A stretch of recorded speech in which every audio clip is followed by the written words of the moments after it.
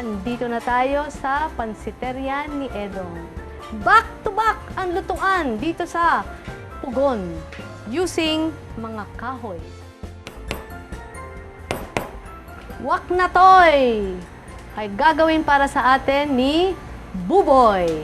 Sino si Buboy? Siya ay isa sa mga executive chef ng Pansiteria ni Edong. Unang lalagyan natin yung mantika. Mantika na dapat papainitin. Bawang. Bawang! Pag medyo mapula na yung bawang, lagyan na natin yung sibuyas. Okay, pag mapula na yung bawang, sibuyas. Sa kamatis. So, parang naggisa ka. At ngayon, isusunod nyo na yung baboy. Walang marination yung baboy. Wala ganyan po, lang. wala po. Okay. Lagyan natin yung sabaw ng baboy. Pinagkuluan ng baboy.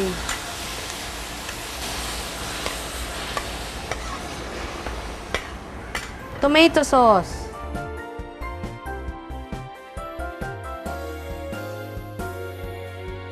Lagyan natin pickles. Alright.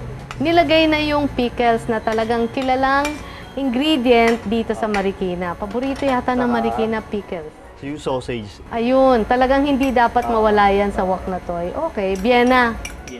Konting asin. Alright. Pakukulaan siya natin ng maigi. Hanggang sa maging mapula. Oo. Okay.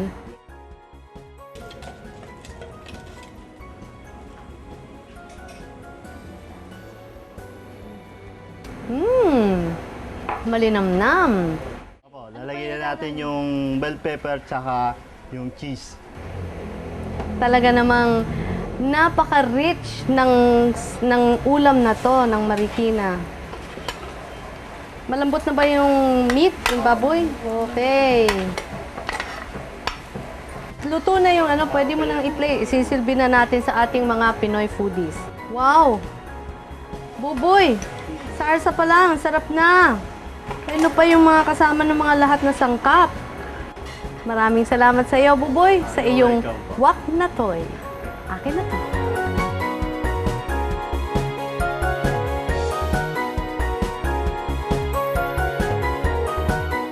This portion is brought to you by Magnolia Chicken Station. Isa na namang landmark Marikina dish ang gagawin para sa atin ni Buboy. At ito ay ang Magnolia Pininyahang Manok. Marami na pong klaseng mga products ang Magnolia. Maliban sa fresh whole chicken, meron pang free-range chicken, may jumbo chicken. At pag pumunta kayo sa mga Magnolia Chicken Station, pwede na kayong magpa-service ng inyong mga gustong mga cuts ng chicken. Umpisahan mo na ang pininyahang manok. Na natin lagay yung mantika. Mantika. Tapos, Bawang po. bawang. Mantika, bawang, Sibuyas. buyas. Magnolia chicken. Kailangan natin isang kutsa para mawala yung lansa ng Chicken broth. Magnolia chicken is always the best and the freshest. And it's now available in your groceries, in supermarkets, and now, even in Monterey shops. Sino nyo yun? Mga gaano katagal ang luto niya? Mga 45 minutes po. 45. Dahan-dahan mas maganda para mas masarap. Buboy, takba natin hanggat sa talagang marahan na apoy. Heto na, sabi ni Buboy, it's time. Okay.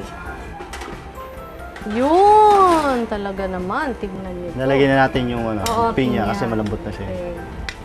Dapat durug-durugin natin yung pinyang yan. Para mas malasa. Asin, Okay. By hand. Okay. tsaka asukal. Azukal.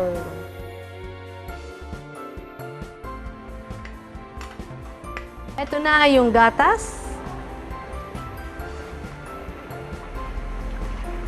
Itong dish na to ay combination ng milk, soup stock, bawang, sibuyas na ginisa sa mantika at nilagyan ng pinya at seasoning ng mga asukal, asin at niluto ng matagal sa pugon.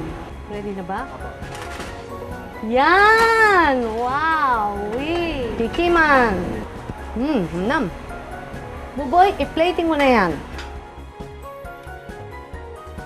Heto na ang napakasarap na pininyahang manok, landmark recipe ng Marikina na ginawa dito sa Pansiteria ni Edong by Buboy. Approve!